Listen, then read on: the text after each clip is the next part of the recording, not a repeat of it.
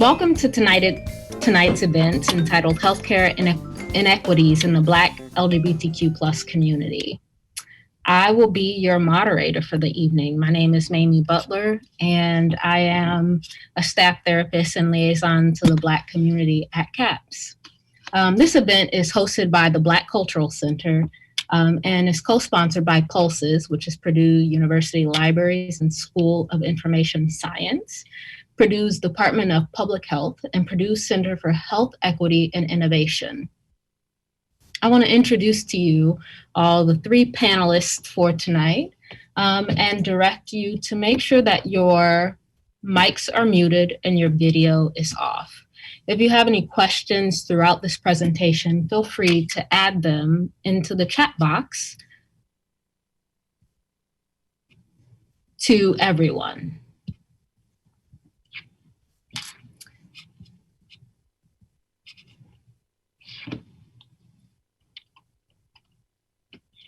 I want to start off with Dr. Hannah Locke, who is an assistant professor of clinical obstetrics and gynecology from Indiana University. She sees patients at the Coleman Center at University Hospital and the Eskenazi Transgender Health and Wellness Center. She is passionate about taking care of LGBTQ plus patients, as well as educating the next generation of physicians about LGBTQ plus health issues. She serves as the ACOG of District 5 Junior Fellow Legislative Chair and is on the IUSM LGBTQ Healthcare Committee. She lives in Indianapolis with her wife and children. Dr. Darren K. Johnson Jr. is from Charlotte, North Carolina. He is currently the executive director at BU Wellness Network, an HIV service organization in Indianapolis, Indiana. Dr. Johnson is a graduate of North Carolina A&T University with a BS in Mass Communication. He holds a master's degree in public administration from Keller Graduate School and PhD in health services research from the University of North Carolina at Charlotte. Dr. Johnson has 13 years of experience working with community engagement, HIV prevention, and research. His previous experience comes from project coordinator and education department manager positions at Metrolina AIDS Project, senior prevention coordinator at Carolina Cares Partnership, and research director and professor at program evaluation in the School of Social Work at UNCC. Additionally, Dr. Johnson is co-chair of the Marion County Ending the Epidemic Task Force, a faculty member of the Community Health Improvement Initiative, and leader of Black Treatment Advocates Network, Indiana, an active member of Xi Sigma alumni chapter of Phi Beta Sigma Fraternity Incorporated. And lastly, Dr. Raina Snight-Berry is a practicing OBGYN as well as assistant professor of clinical obstetrics and gynecology at the Indiana University School of Medicine in the Department of Obstetrics and Gynecology. In addition to her clinical work, she engages actively in the education of medical students and resident doctors. Her outpatient office, which is featured on OutCare Provider Directory, has been at the Eskenazi Forest Manor Community Health Center on the east side of Indianapolis since 2006. As a former National Healthcare Corps scholar, Dr. Berry has made and carries out her serious long-term commitment to serve women in vulnerable and underserved populations, making an impact through teaching and truly caring for her patients. I want you all to, I know we can't see you, but give a warm welcome to these three panelists. And remember, if you have any questions, make sure you add them in the chat box to everyone. Thank you.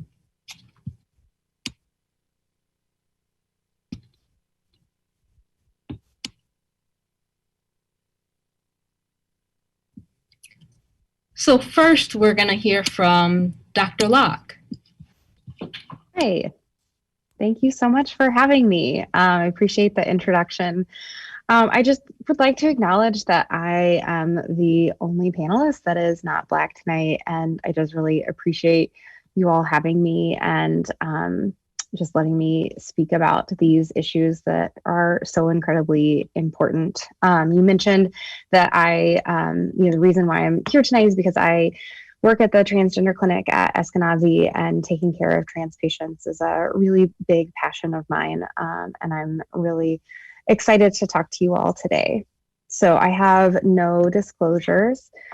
So my specific area that we're going to talk about today is Black trans people. And I don't think any talk about Black trans people would be complete without mentioning Marsha P. Johnson. She is considered by a lot of us to be the mother of the LGBTQ civil rights movement. She was instrumental in the Stonewall uprising and contributed so much for our community. So as a queer person, she really holds a special place in my heart. So just wanted to acknowledge her, and just thought about her a lot as I put together this talk today. So Black trans people, this is an intersection of two incredibly vulnerable identities. And this is something that even as someone who takes care of trans people, like I knew all of this stuff, but sitting down and putting it all together in one talk was just honestly really depressing, and just reminded me of how much work we have left to do. One of the things that gets thrown around a lot is the life expectancy of Black trans people, and specifically of Black trans women. There was a statistic that went around for a long time that really doesn't have a lot of data to support it, but when you look at all of the difficulties and healthcare inequities that Black trans women face, it honestly makes sense. And that's that the life expectancy of a Black trans woman is around 35 years of age.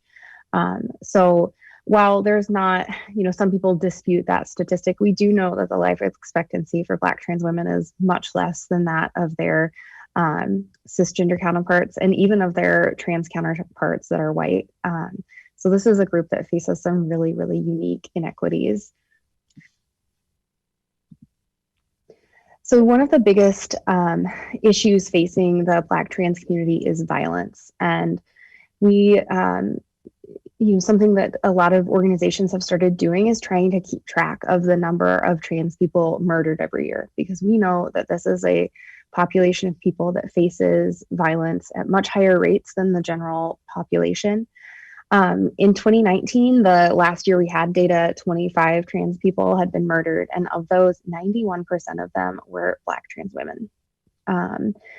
We do know that these numbers are probably underestimating the actual numbers, because for a lot of people, when they die, they get misgendered in the initial homicide reports. Like in 2017, we know that 85% of the trans people that we know were murdered, they were initially misgendered on their homicide reports. So even though we don't have great access to the data, what we have shows us how bad the problem is. Like even if it actually was just the number that we see, it's terrifying and just a true crisis. And I thought that this graphic really put it into perspective, which is that if all Americans had the same risk of murder as Black trans women, there would have been 120,000 murders in the United States instead of 15,000. So that's just really puts it in perspective that even though you may be thinking like, well, 25, that's not that many, it's when compared to the number of Black trans people in the US, it really is a very, very high number. So what leads to this violence? Well, we know that trans people are more likely to live below the poverty line, and specifically Black trans people are 8 times more likely to live below the poverty line. Part of this is due to difficulty finding employment due to discrimination and stigma.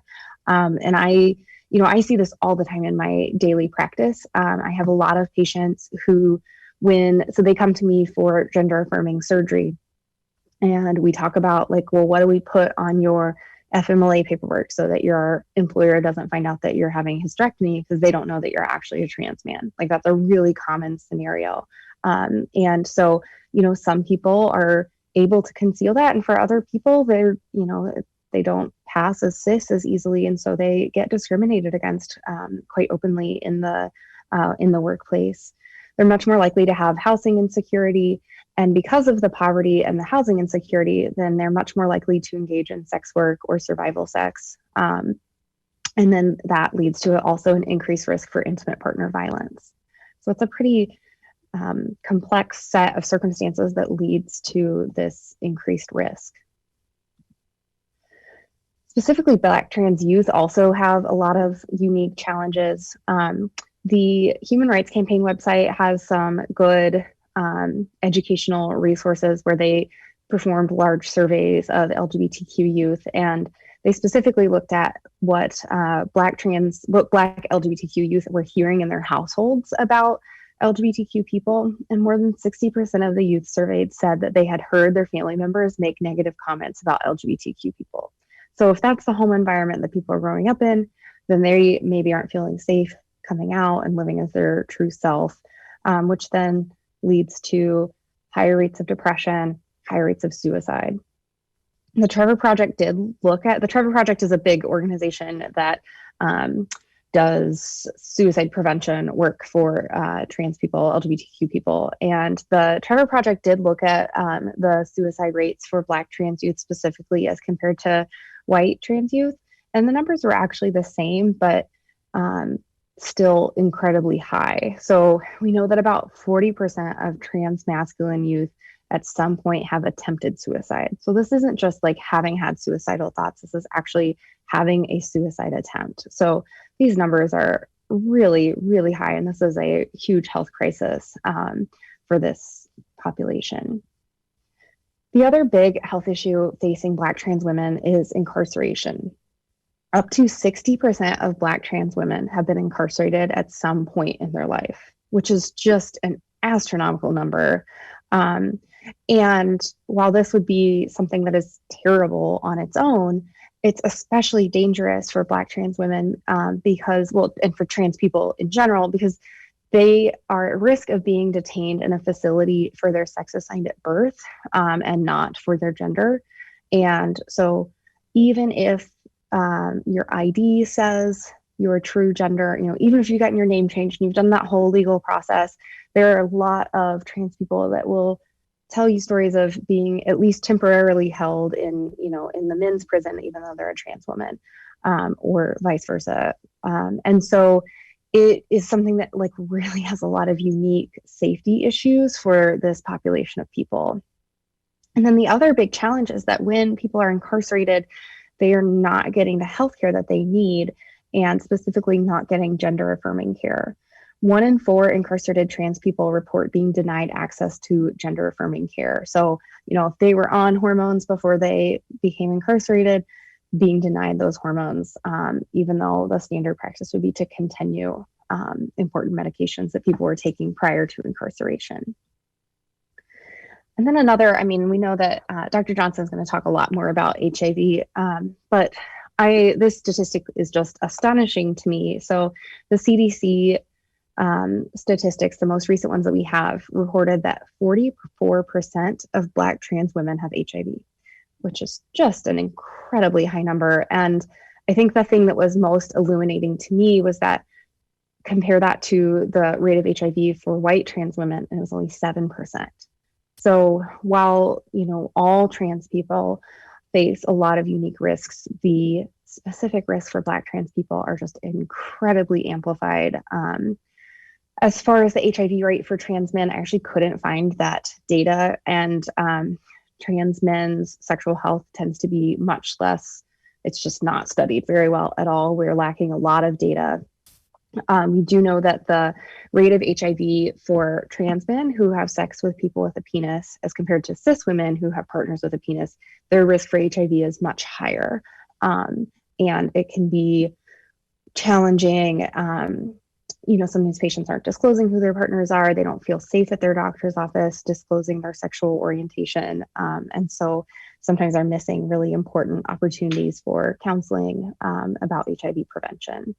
And we just also, trans sex health is really understudied. We are lacking a lot of the data that we need to be able to take care of this patient population. So for example, you know, we know that PrEP, so like pre-exposure prophylaxis for HIV, it's not been studied. It's not FDA approved for people with a vagina, but then also adding on people with a vagina who are on testosterone, which has a lot of dramatic impacts on the vagina. Like, I don't have data to be able to tell my patient, like, yes, your unique physiology is compatible with a medication that could protect you from HIV. I don't have that data. And so we really need it, and we don't have it. We also know that trans people have much higher rates of depression, substance misuse, tobacco use than the general population. And also, there are dramatically lower rates of cervical cancer screening in trans men. So this is a patient population that is going to avoid the gynecologist as much as they possibly can, and that leads to increased risk for cervical cancer. So what can we do? Dr. Berry is going to talk much more about this, but so much of these problems for the trans community, especially, come from the stigma in our society around being transgender, and not viewing, if it not being viewed in our society as something valid. And so the more that we can reduce stigma and visibility and acceptance of trans people, then we're going to in turn increase their acceptance in society, in their families of origin, which will increase their social opportunities, which will then lead to the reduced housing insecurity, reduced poverty, reduced exclusion from social services. But it's obviously a really complex problem, and that just we have a lot of work to do for this population.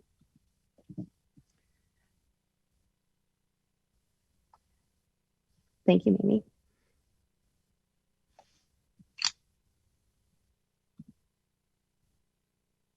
Thank you.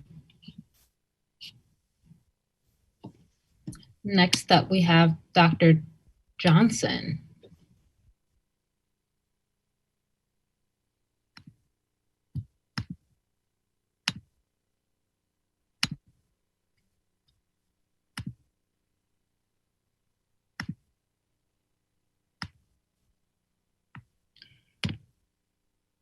Good evening, and thank you for having me. Thank you, Dr. Locke, for all of your great work and the information that you just provided us.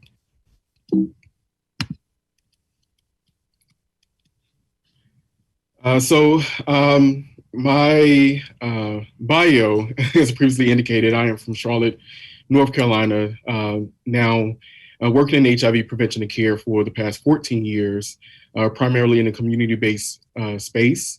I primarily engage Black gay and bisexual men and Black transgender women. I've been with BU Wellness Network for the past 2.5 years, engaging the same populations. What I've recognized is that the challenges that I had working with the populations in North Carolina are the same in Indiana, however, with larger disparities in resource allocation. Today, I'm going to talk about, talk from a Black cis man, same gender loving experience, coupled with my experience working in HIV prevention and care. So first, I'd like to start by saying, leading with race helps us understand the impacts of health disparities and health inequities, understand culture and how to address these challenges. We know that HIV disproportionately impacts Black communities, and decision makers on HIV are seldom Black people. These decision makers are oftentimes funders who make decisions about allocation of resources. They attempt to tackle a singular issue, which is HIV, missing challenges related to the Black experience. HIV acquisition is linked to social determinants of health, where people live, how they access healthcare, affordable housing, income level, and educational attainment. So when we talk about enhancing healthcare for all Black people, when Black people encounter the healthcare system, they seldom see providers who look like them. Black people make up 13% of the US population. However, only 6% of physicians and surgeons are Black. Accessibility and affordability are often healthcare ongoing challenges. And existing programs that we have, especially locally, make incremental changes, but not having enough resource allocation reinforces medical mistrust. So when we talk about Black LGBTQ+ people and compounded discrimination, this is attributed to racism and or racial microaggressions that are often not addressed, sexual orientation and gender identity challenges, and then overlaying health status like HIV diagnosis, diabetes, hypertension, and other chronic conditions. And then even with the anticipation of or mental health preparation for discrimination, whether discrimination actually occurs has significantly harmful effects on health outcomes. In understanding our populations, we need to understand that people need appropriate labels, but people should be understood as just more than one label. So in my work, again, we lead with race. We have to understand education, sexual orientation, gender identity, ethnicity. It helps us develop and implement culturally appropriate programs so that we can maximize our community engagement. Silos do not exist.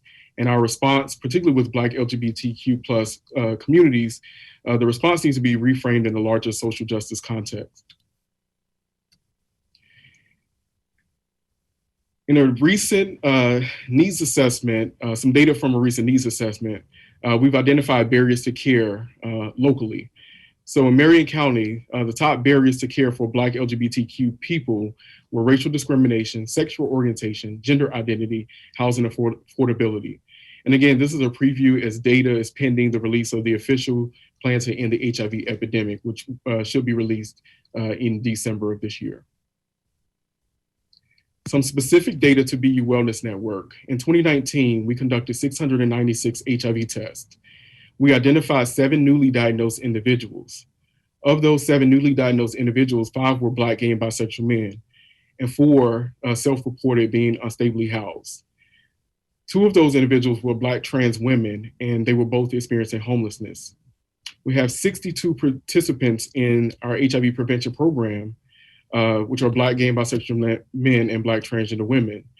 And they all indicated recent discrimination due to race, gender identity, and or sexual orientation in a healthcare facility or social space. So these create barriers to HIV prevention and care and makes it very difficult particularly for people living with HIV to become virally suppressed. So this is 2017 data, national data. And as you see, Black male to male sexual contact is the single most risk category for new HIV diagnosis. I want to point out that trans persons are not identified on this chart. And that speaks to what Dr. Locke is saying, that data with trans persons are significantly underreported. And in designing and developing new programs to address HIV-related disparities, it makes it more challenging when we don't have the data to address these issues.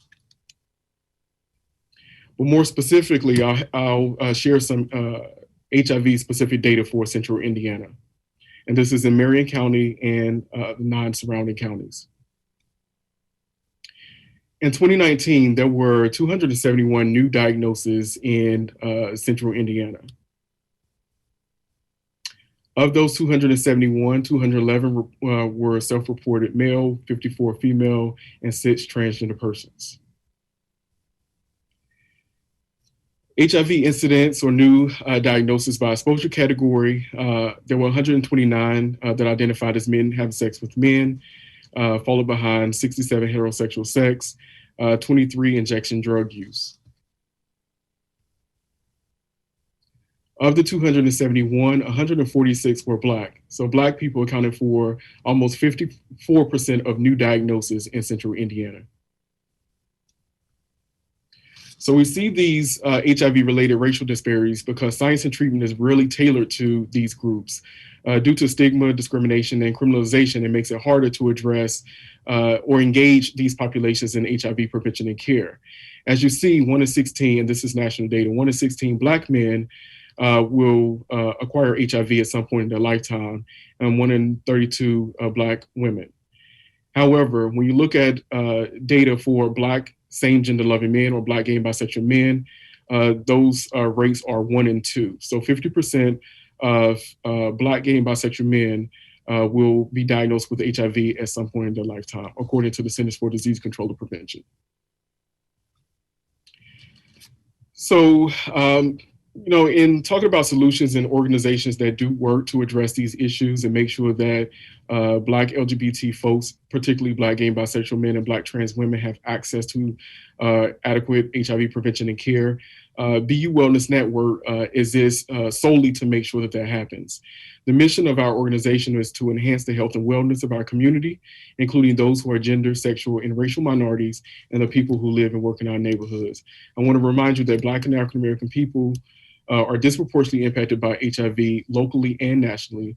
And BU Wellness Network is the only organization in Central Indiana whose mission is to serve these populations for HIV prevention and care. We were founded in 1999 as a grassroots organization, primarily to engage Black, gay, and bisexual men. And in our 21-year history, we've expanded services and also expanded the populations that we engage, namely Black trans women, Black cisgender heterosexual women, and other populations impacted by HIV. Our services include HIV prevention and care, includes linkage, non-medical case management, emergency financial assistance, HIV and STI counseling testing, and we also have a host of support groups. Our priority populations are Black men who have sex with men, Black transgender and non-binary individuals, Black cisgender women, and other individuals disproportionately impacted by HIV, namely people who are experiencing homelessness and people who use substances. We have comprehensive programs across the HIV prevention and care continuum, and I've listed the programs and services that we have in-house in our organization. We also recognize that we cannot just treat HIV alone. A lot of our clients have experienced past trauma, challenges around mental health, poverty, and also chronic substance use. So we have to make sure that we address these other chronic conditions to eliminate barriers to HIV prevention and care. In 2019, we launched a robust social marketing campaign taking ownership of disparities and inequities in the Black community. So we want to change the narrative. Black health is wellness. It's about Black LGBTQ plus people and other people impacted by HIV, really doing the work within our communities, raising awareness, getting people access to care, linking people to care, and making sure that our communities are virally suppressed. Other local community solutions includes diversity, equity, and inclusion statements within organizations serving Black LGBTQ plus people. Also, organizations implementing undoing racism trainings. We are enhancing community engagement by making sure that Black LGBTQ people are leading, developing, and implementing programs. We've launched a community health improvement initiative that includes training leaders in organizations engaging Black LGBTQ plus communities. We're also consistently advocating for reallocation of resources, more specifically HIV related funding. We're working in releasing a plan to end the HIV epidemic. We're working with Indie Pride to make sure that we're having conversations around race in the LGBTQ plus community and how the removal or the lack of awareness around the Black LGBT community has created problems and challenges in the total LGBT community. I've also done presentations recently with the National Association of Social Workers Indiana chapter around organizations who engage Black LGBTQ plus community. And I'm also working with the Marion County Public Health Department and Indiana State Department of Health on race-related trainings and primarily for organizations engaging Black LGBT people. I want to remind you that World AIDS Day is celebrated annually on December 1st. However, our organization is having a celebration on Saturday, December 5th. So I'd like to invite you all to our virtual event celebration. You can find out more at buwellness.org or on our Facebook at BU Indianapolis. And thank you so much for listening to my presentation this evening.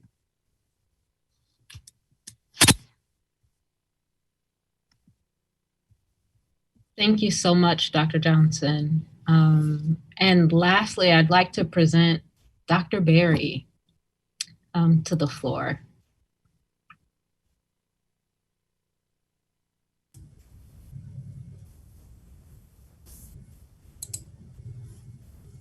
Let's see. Okay. Hi, everyone. Thank you all for inviting me to this really awesome group. I am just honored to be on the stage or virtual stage with such giants in the community, and I appreciate the opportunity here today. So what I am going to talk about is a reimagination of Black LGBTQ healthcare, hoping to maybe piece together some of the ideas and thoughts surrounding how we can address the disparities. And I don't promise any, complete solutions. I have none, but preparing this presentation really got me thinking. And similar to what Dr. Locke said, it was a little sad to know that certain items are still left undone and there's a lot to do, but also excited and hopeful for the future. I have no financial disclosures. The word Sankofa is a Ghanaian word, which really means to use the past to inform and move forward in the future. So what we're going to do, hopefully, very quickly, is to review some of the issues of intersectionality in Black LGBTQ care, discuss the issues of concern, particularly to LGBTQ women, and where available, Black LGBTQ women, specifically in a gynecological care setting, which is what I do on a daily basis. And then walking forward to discuss solutions. Include systemic and institutional racism, gender discrimination, and discrimination based on sexual orientation. It presents a unique challenge to people in the LGBT community and is very challenging to overcome for a lot of reasons. If you look at this graphic, can you all see this graphic? Yes, we can see it. Okay. A normal person would undergo the stresses as indicated in the light blue boxes. There are circumstances which then contribute to general stress, which ultimately contribute to mental health. But if you think about people in a minority community, be it a sexual minority community or a racial minority community, and in this case, it would be people who are both multiple of these identities.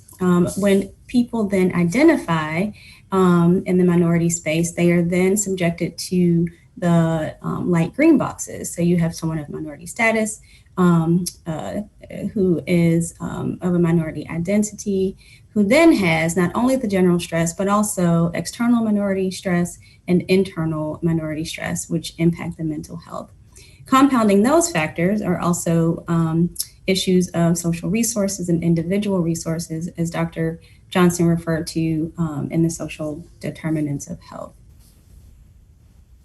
In 2003, there was some data out that supported the notion that similar to other minority groups, LGBTQ persons face chronic stress due to homophobic and heterosexist social conditions. There's one study from '92 that Geronimus performed that supported these hypotheses, and particularly in Black women, is the weathering hypothesis. She was originally studying the survival advantage that they noticed of babies born of teen Black mothers versus those born in older age to older age Black women. And her data suggests that cumulative stressors lead to worse outcomes. And this has been upheld even in systematic review that came out last year.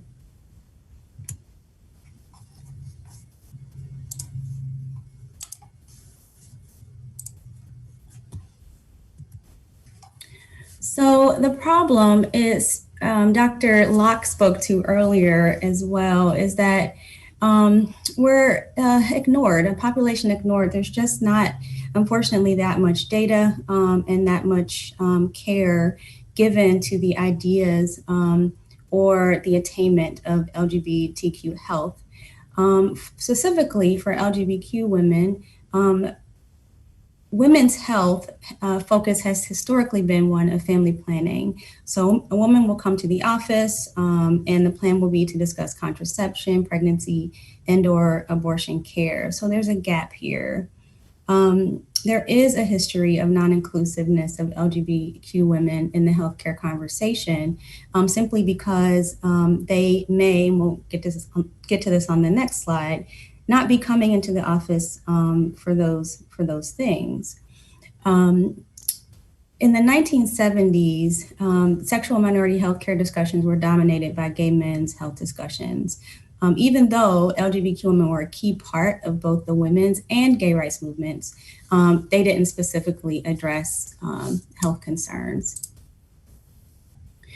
So in the healthcare setting, LGBTQ women are mostly an invisible constituency, either entering incognito, that means without disclosing, or opting out of the system altogether. And very few studies have actually focused on LGBTQ women. There was a review in 2017 that sought to examine the differences in incidence and prevalence of gynecological conditions in lesbian and bisexual women compared with heterosexual women. So that sounds like a great study, something that's sorely needed. They came to a few conclusions, but none of the independent studies answered the question clearly. There are two very large women's health studies that most physicians have at least heard about. One is called the Women's Health Initiative, and the other is the Harvard Nurses Health Study. They only agreed at the urging of the then Secretary Donna Shalala to ask questions of the participants about their sexual orientation after they'd already designed the study, so that data could be parsed out for this population. And it just shows you how a very influential study was designed without even the thought of including LGBTQ people. So some data came out of that study. And on the second half of the slide, you'll just see that they did determine from the Women's Health Initiative that there were lower rates of preventative screening in the LGBTQ population, higher levels of obesity, smoking, alcohol use, lower intakes of healthy foods, lower scores of mental health and social support, and then more risk factors for breast cancer. Now, whether or not there was more breast cancer in the lesbian population was not borne out, but it's clear that the risk factors were higher.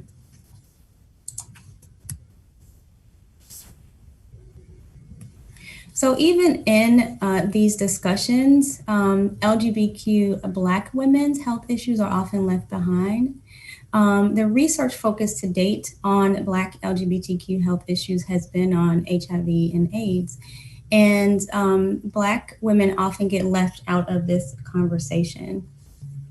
A 2002 review of over 3.8 million citations in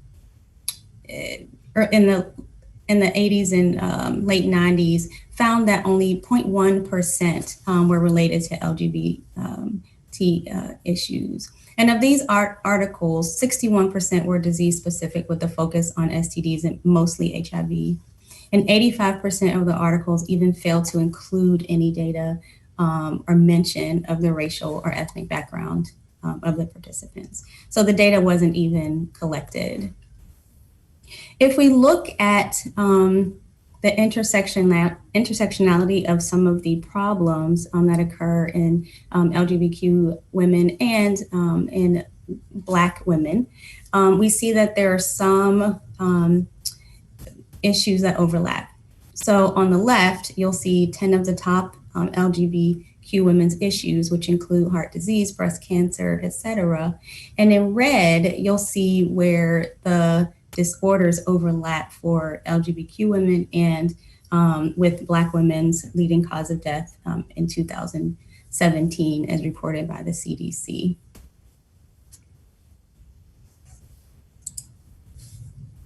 The general barriers to LGBTQ care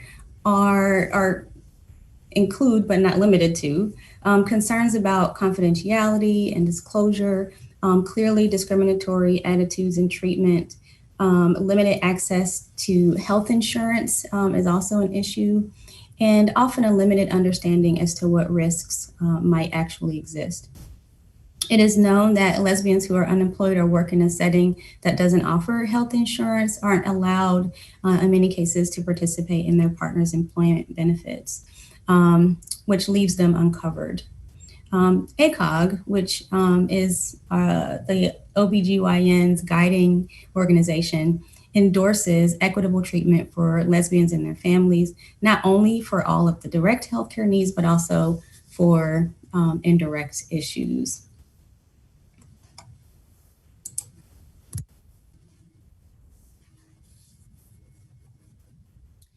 So what's wrong with our system? Well, a lot. But summed up, these boxed questions seem to be good examples of what the root cause of some of the inequities might be.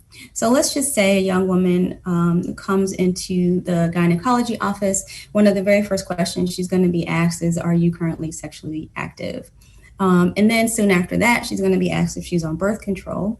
And if she says no, then she's going to get perhaps a surprised look, a raised eyebrow, and certainly someone who could potentially say to her, well, do you want to get pregnant? Perhaps condescendingly say, do you at least use condoms?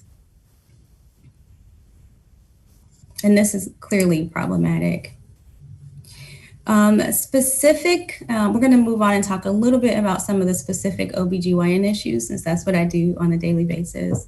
That includes preventative care, STDs and safety, fertility and family building. Those are some of the areas in which we have seen and know that there are inequities in the LGBTQ community. Particularly if someone identifies anything other than heterosexual, it is clear that a separate set of discussions need to happen. It doesn't always translate to practice, but it's clear that it needs to happen. And we need to hold space for tailored management that takes care of the human being sitting in front of us. And this goes for everyone in the community, LGBTQAI and other.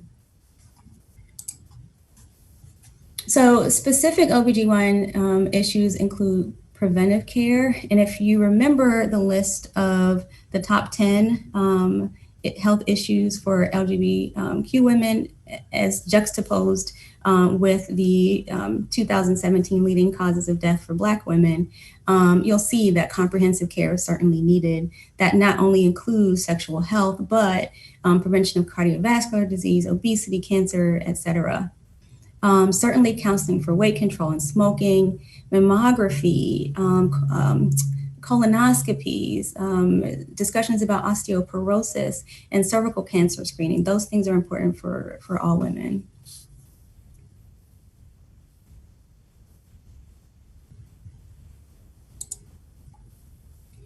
Also, in terms of STD and safety, less research has been conducted on STIs among lesbians and bisexual women. So there's a dearth of information out there.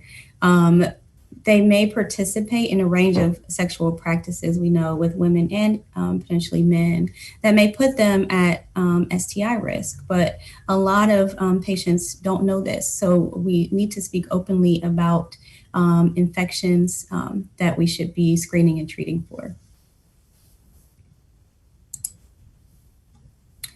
Specifically about HIV transmission, we know, as Dr. Johnson told us, that the highest risk is with penile and anal sex, while cunnilingus is considered very low risk for the transmission of HIV. The risk of female-to-female transmission is extremely rare, with only a handful of reported cases. Transmission is remotely possible through sharing of sex toys and exposure to blood during sex. HIV-positive women who identify as lesbian may have acquired HIV through either injection drug use or sex with men.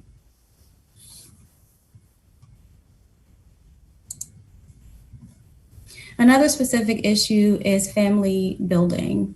There are fewer fertility services available to LGBT patients due to a lot of reasons, some of which are providers' desire or providers' refusal to care for these patients. Also, affordability can become an issue. In this case, providers should be aware of resources for all different types of family building. And it's useful if providers aren't just friendly, but if they're also knowledgeable. Our patients need to know about surrogacy resources, sperm and egg donor resources, etc. Other specific issues include mental health, which Dr. Luck also touched upon regarding the Trevor Project, and also Dr. Johnson spoke about with the BU Wellness Network. Marriage and family therapy is an area which I didn't find research anywhere about, but it is well known that LGBTQ couples need access to support services like all other couples. And unfortunately, these are spaces that aren't covered usually by insurance. So as far as solutions, this is medicine's moment to make an impact on our community. And I feel like the tide is moving in the right direction. We aren't anywhere near there, but at least we're looking. I think focusing training so that medical professionals have tools to actually do the work is a big deal, and that many medical schools, I know ours, actually have implemented LGBTQ specific curriculums, and that's to train the future providers of tomorrow. There should be periodic training for all providers so that no LGBTQ AI person walks into an office and feels othered. There are resources in terms of training for facilities, and this is just one that I found during the research, and it's the National LGBTQIA Health Education Center. They actually provide educational programs, training, etc., to facilities and health systems that want to optimize their care of LGBTQ people. And I think Dr. Locke knows a lot about this. I think I know that our facility, the facility that we work at Eskenazi, is actually a certified facility. And by certified, this is what I mean. Another solution to assure equality is with the Healthcare Equality Index. It's the Human Rights Campaign and the GLMA's collaboration in order to provide opportunities for institutions to prove that they are LGBTQ, not just friendly, but knowledgeable and willing and working to provide excellent care. What I don't know, and I'm hoping that we get a chance to talk about, is there any place to actually report offenses for LGBTQ people who experienced unfortunate incidents with healthcare? Other solutions include directories that provide patients with listings of LGBTQ friendly and knowledgeable providers. And one of these directories is the Outcare directory, which is here in Indiana. Also, I was thinking telehealth with its sort of development over the last few months with COVID could actually be a useful adjunct to the care of LGBTQIA people, if only because it allows care from the safety of one's home. I think ultimately, really great care will come in the form of people who join forces and provide specialized combination clinics wherein an LGBTQ person can get mental health, general health, sexual health, as well as specialists of all walks to aid in the full care. There's a ton of items in a sort of wish list that I think we'd all have for national resources. I think a start would be if the Department of Health and Human Services would establish an actual and legitimate office of LGBT health. Clearly, we need more data collection from our community for inclusion and studies because we just don't have the data that we need to make change. And this is one sort of very detailed but useful, especially in a day-to-day clinical practice. Change that was made in October of 2015. CMS and the Office of the National Coordinator of Health Information Technology issued rules that any EHR that was certified in meaningful use actually has to provide the addition of, I call it SOGI, sexual orientation and gender identity, but I could be completely mispronouncing that. And that asking questions about people's sexual orientation and gender identity is important information to provide so that people get good care. And I know our medical record actually has it right underneath a person's name. It's their date of birth, medical record number, and SOGI. And I love it.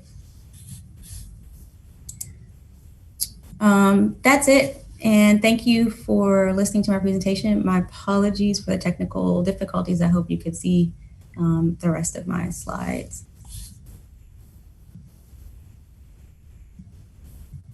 Thank you, Dr. Berry. Yes, we can see the rest of your slides, and the rest of that went really smoothly. So I appreciate your time there and patience. So thank you all to the presenters who presented so far. I just want to say, for me personally, I found that really validating to listen to all of the things that you all have discussed. Before we get to question and answers, I want to give the floor to Eula, who is the librarian for the Black Cultural Center, to say a few words. Hi, everyone. Thank you so much for being here tonight. My name is Eula Gaha, and I'm the librarian for the Black Cultural Center. I'm here to state that Black Lives Matter and that hate speech will not be tolerated. I'd like to take a moment to thank our moderator and our distinguished speakers before we turn to the question and answer portion of tonight's events. Thank you for your time and your expertise. For everyone in the audience, we welcome your thoughtful questions.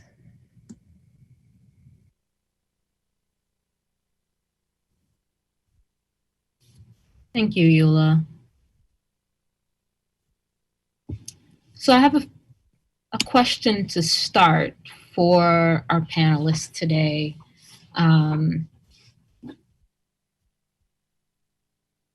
Whenever you all are ready. The first question: what does an HPV positive woman need to know and disclose before engaging in sex with another woman? Should they take any precautions? And how can a person in an LGBTQ plus relationship seek help? Oh wait, sorry. That's gonna be a totally different question. First question, HPV positive women and the need to disclose before engaging in sex with other women and any precautions.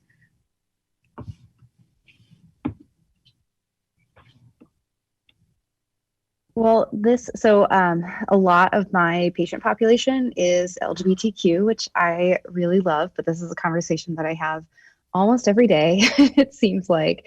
I think this is a really complicated question. I do encourage my patients to disclose this status to their partners. I personally describe HPV as the common cold of sexually transmitted infections. Everybody's had it at some point in time, and everybody's going to get it at some point in time. And most people recover from it completely, but it can have really serious implications for some people. I encourage everybody to have the HPV vaccine, regardless of their gender identity and sexual orientation. It can cause cancer regardless of what body parts you were born with.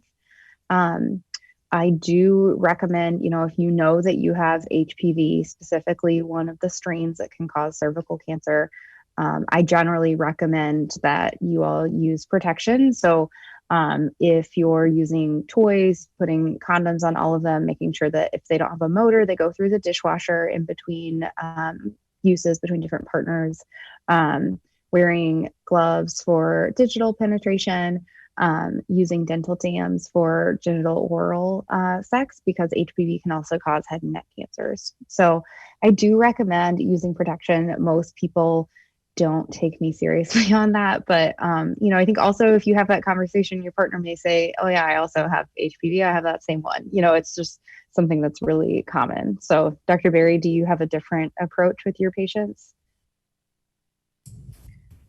No, I too encourage people to disclose to partners, but also agree with you that it's so common. I think people will be shocked that their partners will probably say, "Yeah, I had that too," or "I've been dealing with that same situation." So it's any conversation about an STI is a potential to even connect and be closer with a partner.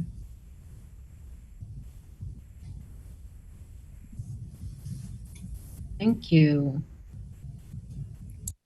How can a person in an LGBTQ plus relationship seek help if they're experiencing abuse from a partner? And I'm just kind of asking these questions out loud. I realize that. So anyone who has resources or something to add, feel free.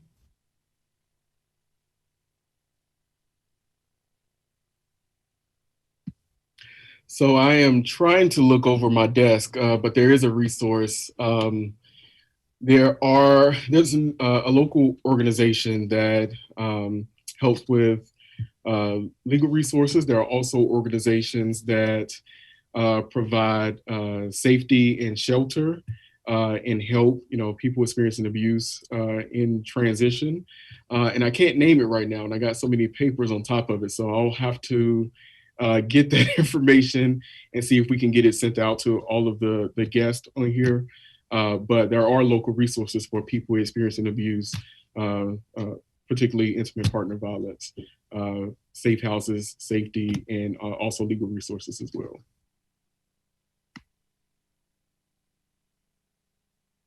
I think also really important is to get to a safe place. And whatever facility that you end up in, if you come, to the hospital, for example, in the emergency department, there are people, professionals, social services professionals who know the resources and can get you what you need. I can't rattle off the names of the particular organizations, but certainly, if you go to a place, a safe place, you should be able to get those resources. Thank you. So this question is to you in particular, Dr. Berry, but if anyone else is familiar and wants to add on, feel free. I know that you talked about this specifically, but can you describe out care? And can you describe out care? We'll start with that question.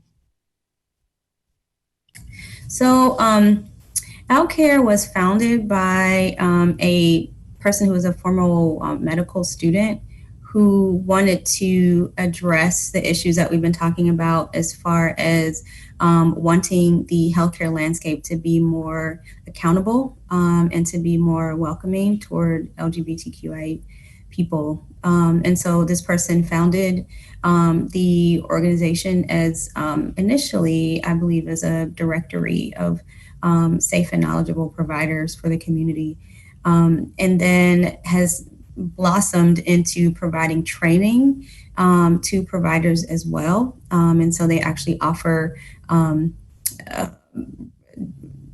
a few hour courses that you can sign up for and actually take with some really, really great information. They also, if you go to their website, and I'll pull it up in a sec, they actually have recorded conversations of panel talks, much like this one, that they've done in the community that you can go and watch as well. But on their website is a list of safe and knowledgeable providers that are easily accessible in Indiana. Thank you. I know you talked about training, that OutCare is one of the places that folks can go when looking for training. And there's a few questions about training in specific. Is there any other organizations that you can recommend or other folks can recommend for people who are looking to seek training or interested in those type of opportunities? So I have a couple resources that I would love to share with the group. The IU School of Medicine and School of Public Health have a program called ECHO, which is an acronym. I can't remember what it stands for, but it's a program where they have these rolling presentations. That's a curriculum that goes on throughout the year that are lectures that anyone from around the state can join in on, and they're focused on different topics. So like they have a echo just speaking about HIV, but then we also have an LGBTQ echo. And so they we have these, I think it's once a month lectures where they have different experts from on these topics come and give a lecture, and then also do a case presentation with participation of the community. And those are open to anyone. I gave the lecture for it last week, so it's fresh on my mind. And we had someone logged in from Oklahoma. Like it's just something with a pretty wide reach, which is pretty cool. And then for, I don't know if maybe there are some Purdue students logged onto this who are considering medical school, I would just love to give a huge shout out to IU School of Medicine. We're doing really great things with training people to be LGBTQ competent physicians. And our family medicine residency, our psychiatry residency, and our OBGYN residency programs all have a specific LGBTQ care track that residents can apply for so that they can have a special certification in LGBTQ care at the end of their residency, which is really unique and amazing that IU has that.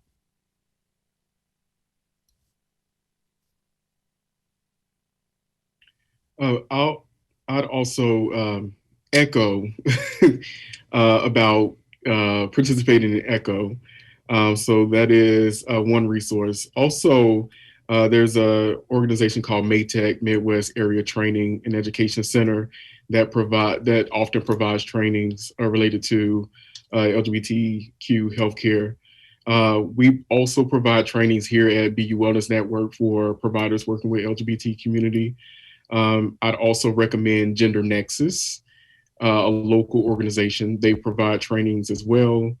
And I have colleagues at the Human Rights Campaign, HRC, in DC, specifically Jay Maurice, who's a community advocate and liaison. He provides trainings as well.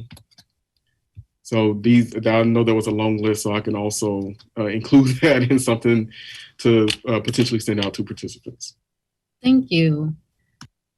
And is there any, so this is a specific question about trans healthcare, and if there is a network or a list of folks who specifically provide healthcare regarding trans identity. And I know that that's a very specific category there that we're asking about, but is there any resources, lists, websites that provide specific doctors who might have expertise or competence in this specific area out there? I know we talked about OutCare, and I'm looking at the website now, and I'm wondering if there are any more resources for that. There is a Trans Health Network website that exists, but I don't know that it's very up to date for Indiana specifically. I will tell you that the way that most of my patients find me is through other trans community members, and also through a Facebook group called Queering Indy. That is a network of LGBTQ people with a really vibrant trans community that lots of people ask for recommendations on doctors who are comfortable doing things like hormones and gender affirming surgery. That's the main, I mean, truly the main way that most of my patients come to me. And that has been something that's been a challenge. There's not been a ton of support from our institutions of like having a specific list for the gender health programs, even like on the IU Health website.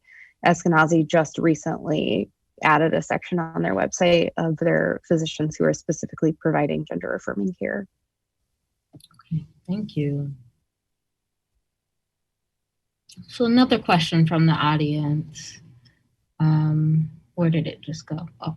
Are there any laws or protections for individuals who are detained in a facility with their gender from birth rather than the one they identify with? No, most of the time there's no specific laws about it, and most of the time people are placed in facilities based on what genitalia they possess. So if someone has not had gender affirming bottom surgery, they will often still end up in a men's prison, even if they're a trans woman. So, yeah.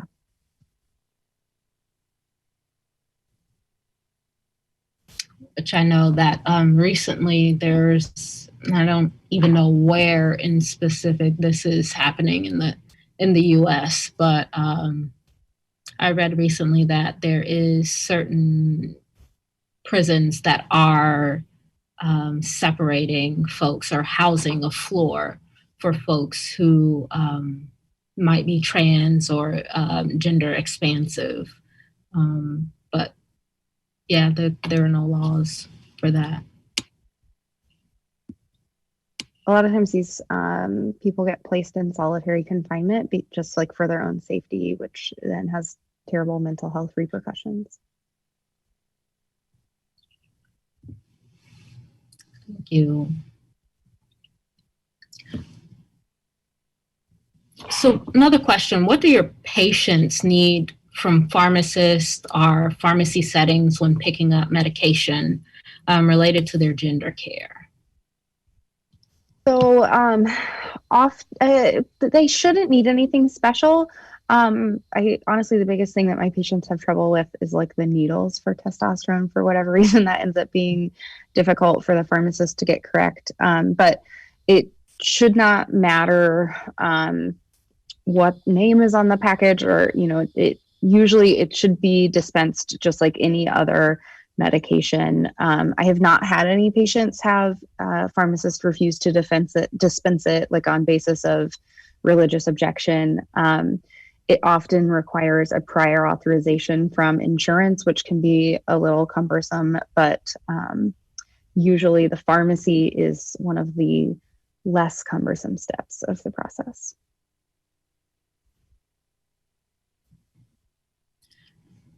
Is there a way, or do you have any resources for folks who are using testosterone to dispose of needles, things of that nature?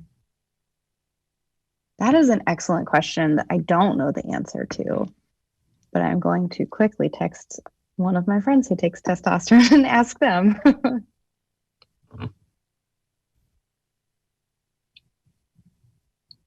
I know there are some places who have needle exchange programs that are safe drop-off sites. So not necessarily for this reason, but I think that that could be a safe option for folks wanting to dispose of their needles. Thank you. So at this time, I'm not seeing many questions come in. If anyone has a question, feel free to add that to the group chat to everyone.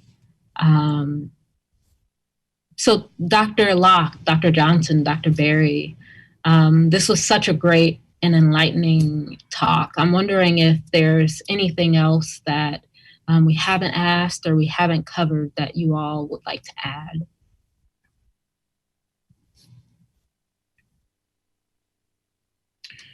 I'll just add that these are, ongoing challenges and issues. And, these were complex topics that we addressed tonight, and we barely scratched the surface. Each of our presentations could be unpacked in so many ways for other presentations and talks.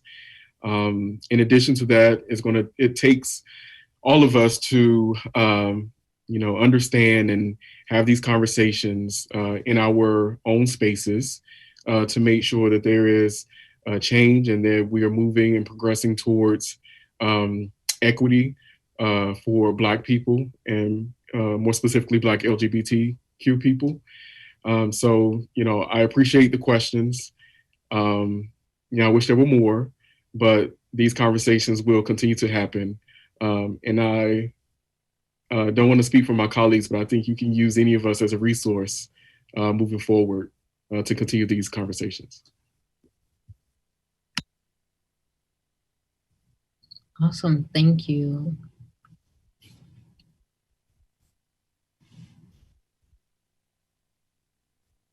I think just the only thing that I didn't say in my talk that I usually lead with when I talk about trans health is just that, this is accepted life-saving care. All of the major medical organizations support gender affirming care. We know that it saves lives by preventing suicide, and it improves quality of life immensely. And so that's sort of something that's on my mind recently. There's a book kind of questioning trans health that just got published and getting lots of attention, and just that, that's not the conversation that we should be having anymore. We know that this is life-saving care, and we need to just figure out how to administer it better and how to best support our trans brothers and sisters and non-binary people.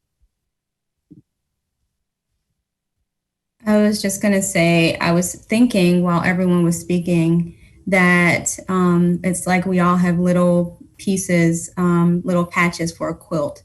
And each patch is beautiful, bright, and, quite amazing in and of itself. And I really can't wait, and I see the future where we actually have a blanket. Thank you.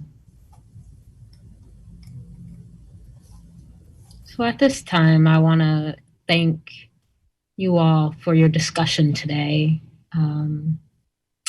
As a Black, queer, non-binary person, I think that a lot of the things that you all discussed was really helpful for me, and I hope it was helpful for folks in the audience, and not only just learning and understanding some of the things that LGBTQ plus folks experience, but Black LGBTQ plus folks in particular, Black trans folks and Black women. And so thank you for enlightening us on those topics. This conversation is so necessary and so needed. And as you said, Dr. Johnson, we scratched the surface of it today. And I hope that we can continue to have these very impactful conversations because our lives depend on it.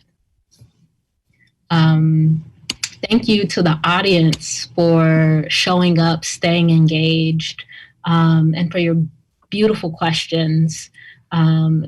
We really, really appreciate you hanging in there and sticking through this conversation with us. So thank you. Thank you, Eula and the BCC for having me as moderator. And I hope you all have a wonderful, wonderful evening.